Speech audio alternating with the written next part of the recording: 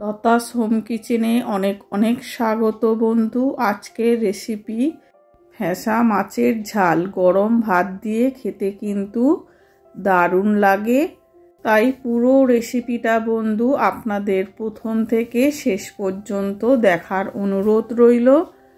আর আমি এখানে 700 গ্রাম ফ্যাঁসা মাছ নিয়েছি। ফ্যাঁসা মাছগুলো ধুয়ে পরিষ্কার করে নিয়েছি। আমরা তো এই মাছটা ফ্যাঁসা মাছ বলি, আপনারা বন্ধু কি বলেন একটু কমেন্ট করে জানাবেন। আর নুন হলুদ মাখিয়ে এবার ম্যারিনেট করে নেব। 1 চামচ নুন আর 1 চামচ হলুদ দিয়েছি।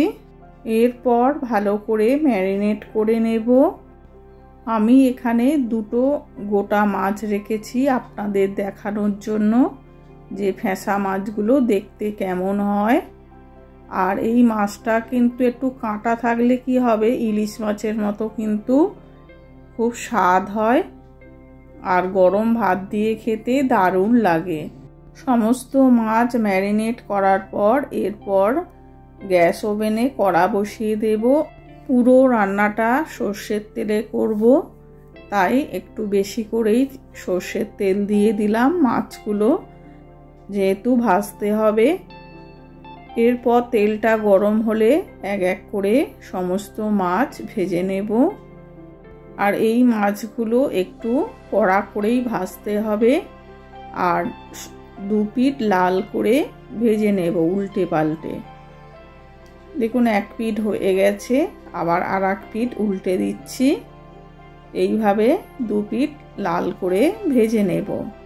ভেজে নেওয়ার পর সমস্ত মাছ এবার তুলে নেব। তুলে নেওয়ার পর পরের মাছগুলো ঠিক একইভাবে ভেজে নেব। সমস্ত মাছ ভাজা হয়ে গেছে। এরপর আমি কড়াই একটু তেলটা কমিয়ে নেব। তেল কমিয়ে নেওয়ার পর এবার আমি 2টো বড় সাইজের পেঁয়াজ লম্বা আর সরু করে পেঁয়াজগুলো কেটে রেখে দিয়েছিলাম। পেঁয়াজ কুচিগুলো দেওয়ার পর এবার পেঁয়াজগুলো লাল করে ভেজে নেব। সমস্ত পেঁয়াজ লাল করে ভেজে নেওয়ার পর এরপর দিয়ে দেব একটা বড় সাইজের টমেটো কুচি আর দেব 1 চামচ আদা রসুন বাটা। আদা রসুন বাটাটা দিয়ে সমস্ত উপকরণ ভালো করে কষিয়ে নেব। ভালো করে কষিয়ে নেওয়ার পর এরপর দেব গুঁড়ো মশলা। দেব 1 চামচ লাল লঙ্কার গুঁড়ো আর 1/2 চামচ হলুদ গুঁড়ো। 1/2 চামচেরও কম দেব নুন। নুনটা দেব স্বাদ অনুযায়ী, আপনারা যে যেরকম নুন খান সেই অনুযায়ী নুনটা দেবেন। এরপর ভালো করে কষিয়ে নেব যতক্ষণ না তেল ছাড়বে। তেল ছাড়ার পর এবার দিয়ে দেব জল। আর এই মাছটাতে বেশি জল দেওয়ার দরকার নেই, একটু মাখা মাখা করতে হবে।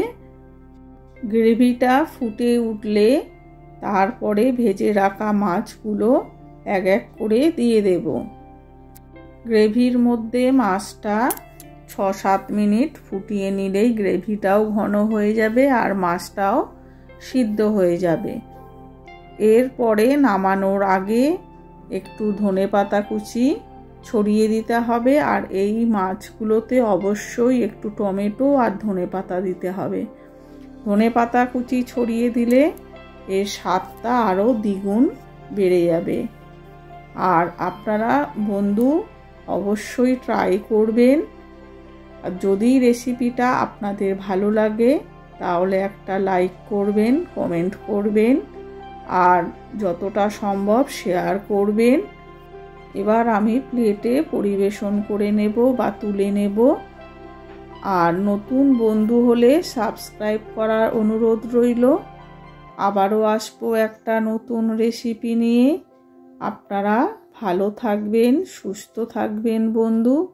আর পুরো রেসিপিটা দেখার জন্য আপনাদের অনেক অনেক ধন্যবাদ।